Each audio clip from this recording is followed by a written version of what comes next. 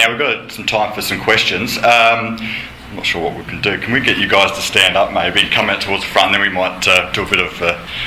Swap the mic? Swap the mic around kind of thing, so if questions are directed, but I can open up to the floor if anyone's prepared to be the first cab off the rank. Do we have anyone? Yep, Andrew. Just relating to that last discussion, where you're talking about storage of spent fuel, you're promoting that as a possibility that could come out of the Royal Commission. I mean, realistically, what would the likely economic benefit be to South Australia if that did come to fruition? I mean, looking at the end result doesn't look much to me. Yeah, absolutely. Okay, so first of all, I'd like to make clear that I'm very careful about words like proposing, because I'm not a proponent of anything. I'm trying to be an analyst and a commentator, so I'll make that much clear. I do see that there's an opportunity there. How big it is depends on the scale and scope of what eventually happens. However, try to conceive of it in this way. Very large amounts of money have been quarantined all over the world for managing this material according to a certain model. Those budgets are available, and the challenge for those nations is still there. If we can provide them with a service that basically gives them everything they need, but on the basis of a much lower cost model, then there's a large margin for profit. I.e., the key issue for a lot of these nations is a service of custody.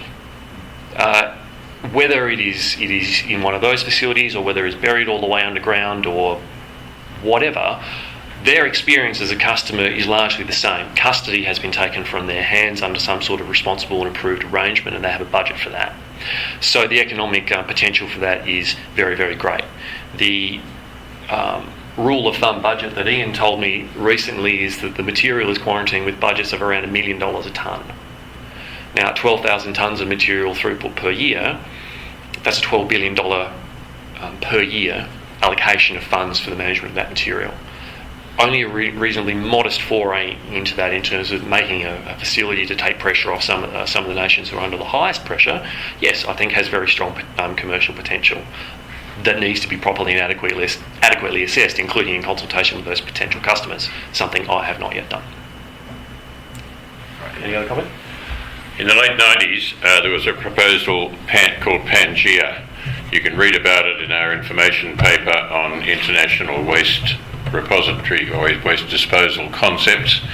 But I've forgotten how many tonnes, but working on that $1 million a tonne figure, it would alienate about 10 square kilometres of South Australia and be equivalent to about 1% on the nations, not states' GDP. Another question? Yep. Yeah, I'm a bit unsure about what the driver for the nuclear nations is. Presumably they're having these sorts of presentations as well. They understand about breeder reactors, and they understand dry cask storage is the go, and they want availability in the future. So what's the driver to send it to us if they can have their own safe dry cask storage and then use that as a fuel source? Yeah, I can't tell you how many times I've been asked that question over the... Sorry. No, that's all right. That's good. It means I've had plenty of practice on the answer.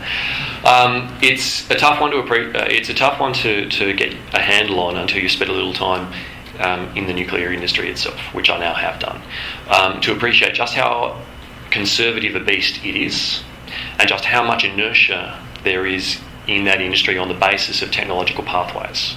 And all of these nations have strong and firm technological pathways based on light water reactors, and they will have for many, many decades to come.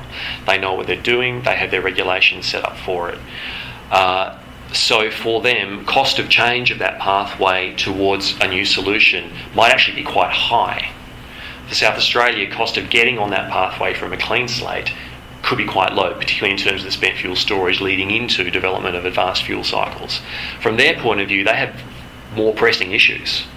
They need that energy supplied, they need clean air, they have approved space for the storage of material, and in some cases that approved space is filling, and quite fast, and it's not actually politically easy for them to go out and get more approved space.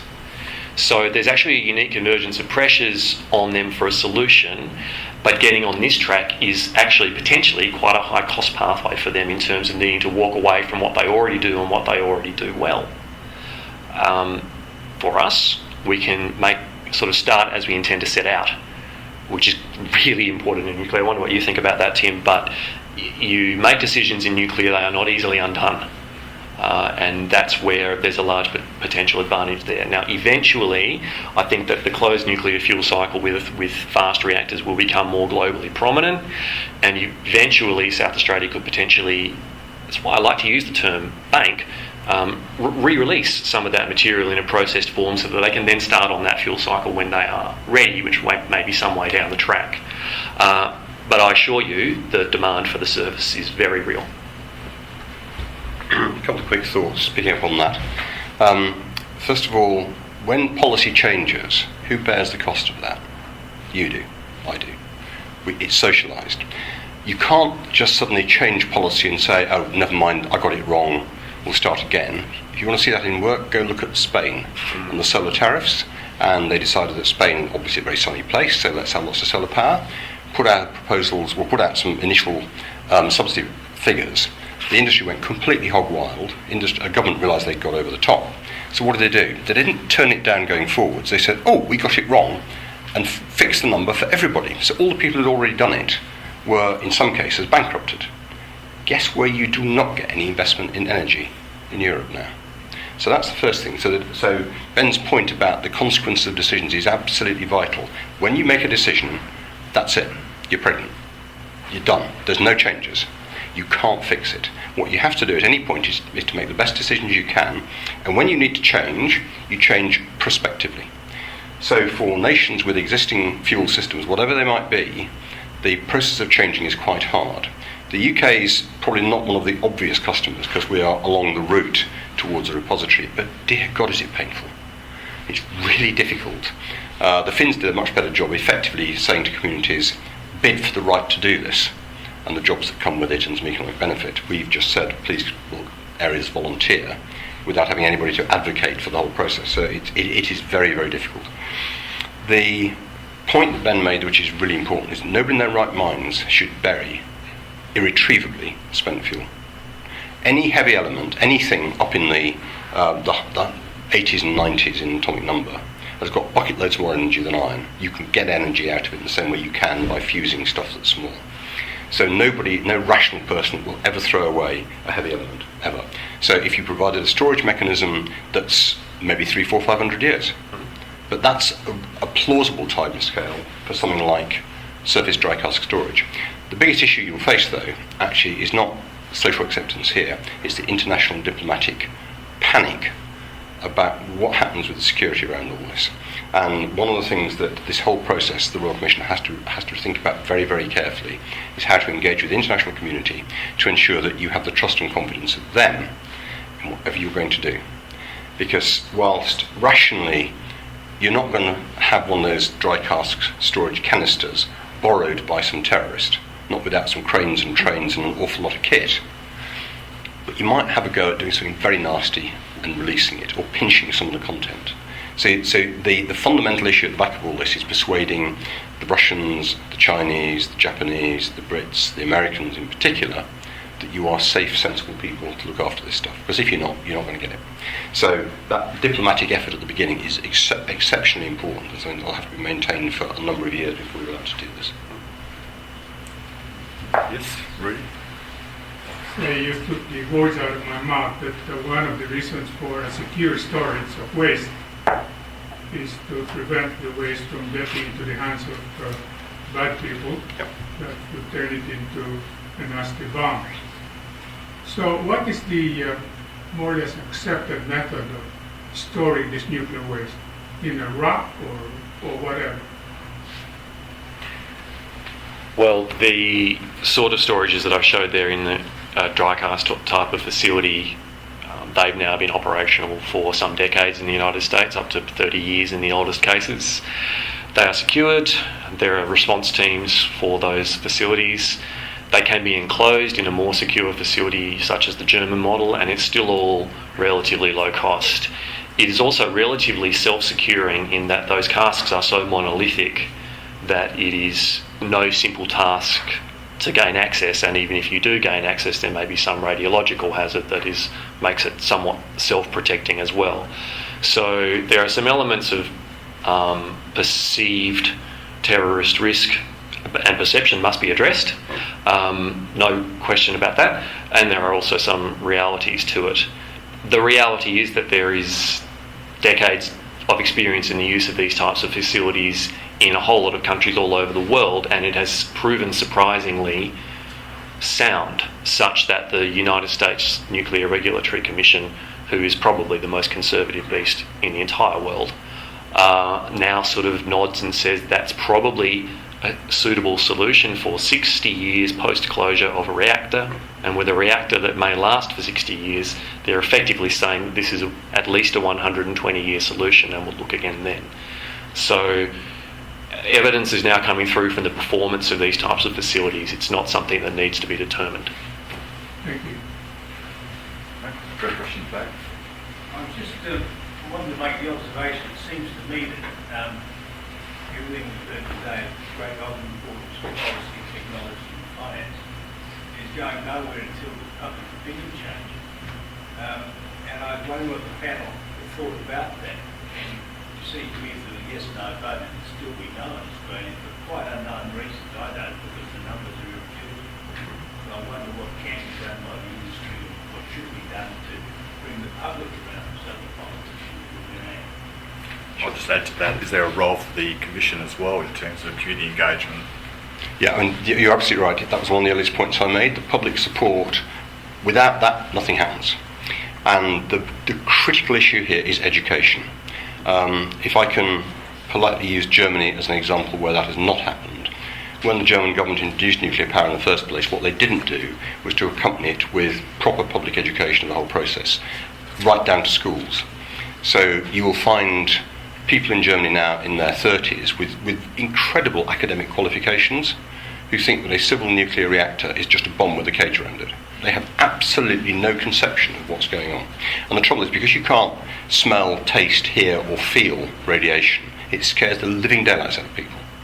So the starting point for all this is absolutely about open communication. So, for example, the GDA process in the UK, the regulators doing the safety assessments of the new reactor designs, it's all on the web. You can see the whole shooting match. That transparency and openness is absolutely vital. But it also means that whilst the Royal Commission can start that process, as politicians take it forwards, they've got to be very careful what they say. They need to make sure that they don't open their mouths without understanding what they're saying, and they don't mislead the public. And conversely, there are people out there who will want to mislead the public because, for whatever reason, they don't like nuclear. Now, as I said at the beginning, I'm not actually pro-nuclear, but it's about facts. We've got to get the facts out there.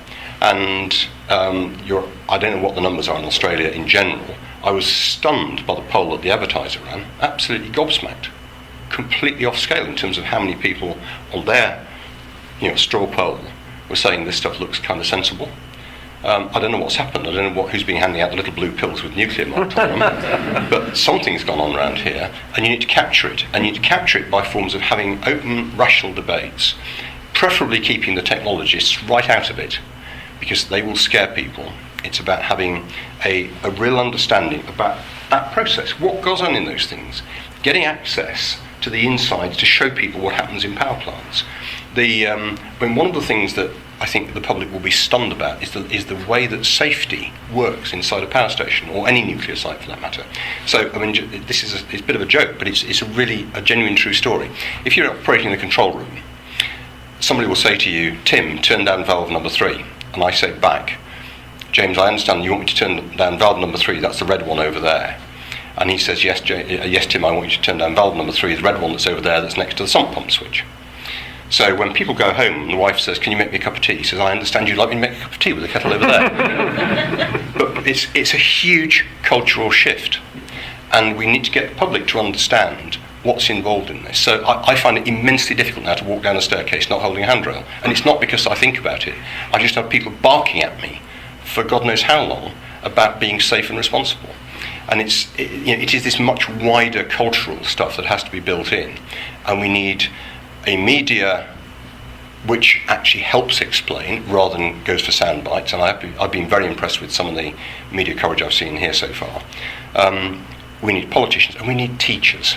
We need this in the curriculum, not as an advocacy point at all, but a rational understanding. For those of you, Ian's book on nuclear power is a cracker on the technicalities. There's another one that you should look on the web for, and it's called Sustainable Energy Without the Hot Air by a guy called David Mackay, who's now the Registered Professor of Physics in Cambridge.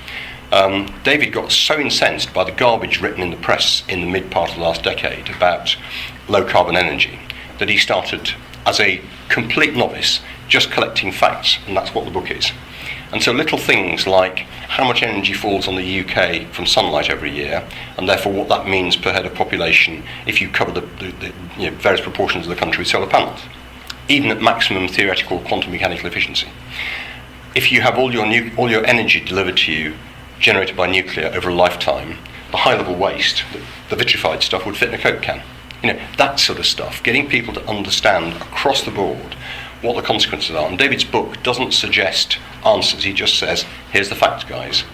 Make up your own minds. And if you want to buy it on Amazon, otherwise you can download a whacking great PDF off the website. But it is really good, and it's just facts. There's no angles at all. What I would like to point out in relation to the social acceptance, though, is I think your perception of the situation is now not correct. So I think that's been a long-standing perception of the situation of public acceptance, and I would caution everybody of walking out of here believing that's still the case, and that we, the elevated few, think this is a great idea when everyone on the street's objecting. Not really. It's passing the pub test pretty well these days. I think you'll find more and more conversations you can have, people going, yeah, look, we should at least be taking a serious look at this. If you look at the advertiser poll now, I know it's unscientific, but it was still nearly 5,000 readers in one day. And if anyone could have rigged the poll by ringing everyone, it was me. And I promise you I didn't. I didn't know it was going to happen. But from 6 in the morning till 5 in the evening was running at 90% support for the proposal Senator Sean Edwards made that day. And then it dropped very late in the day to 75% support. Now that to me was some organised self-selection of some people coming and trying to get the poll back into order. And it's finished the day at 75% support. The research that Dane Eckerman coordinated, random polling from SACOME last year, gave a very surprising response in support, including a key finding along the lines of, do you think it's good? Yes. What do you think your neighbour thinks? I think he thinks it's bad. So we're all thinking everyone else thinks it's bad. And that running presumption is part of the problem, because it leads to this first mover fear about coming out and saying anything about it. So I think it's a lot better than you think. How did the Royal Commission land? Brilliantly. Frankly, brilliantly. Aside from what you would have to class as the usual suspects, people think this is a good idea. How did Sean Edwards' proposal land? Brilliantly. And one thing I'll say about the way Sean landed it, Senator Edwards, I guess I should call him, was his key messages. What were his key messages? Benefits. Benefits, benefits, and shared benefits. He's talking about South Australia. He's talking about us all being in this together. He's talking about what this could deliver to every South Australian if we do this. Great key message. People respond to that. You could call it greed. I think that's an unkind way of putting it. I think people do want benefits, and if we're going to take on something new, we want to know that those benefits are going to be equitably shared. So to have a senator who represents the whole state talking about benefits for the whole state on the basis of a proposal made by the state landed brilliantly. Now there's more work to be done as it gets more local and more pointed, sure, but let's not give people less credit than they deserve. I think South Australians are quite ready to talk about this. We should be wrapping up, but I'll quickly let Ian just take a quick comment on that, and then we'll wrap it up. I used to have a lot to do with the National Youth Science Forum being run in Canberra. 180 of the brightest Year 11-12 science students in Australia. In the mid-90s, I spoke about these sorts of issues, obviously. In the mid-90s, you'd get a fierce argument with 180 people split down the middle about nuclear power, pro and con. Fierce argument. Early, by about 2003, you could not get an argument going at all. It was about 95% absolute no-brainer. Yes, of course, we should be looking at replacing our coal-fired power stations with nuclear. That's just people from all over Australia, as I say, the brightest secondary students. Careful of that. All right, we should have to wrap it up now, but we've got a bit of time to have some afternoon tea and some networking, and our guest speakers are going to hang around for a little bit longer if you want to ask questions. But we've got a little gift for each of them, so if you could all join me in thanking Ian Hore-Lacy, Dr. Tim Stone, and also Ben Hurd for their great conversation. Thank you very much, guys.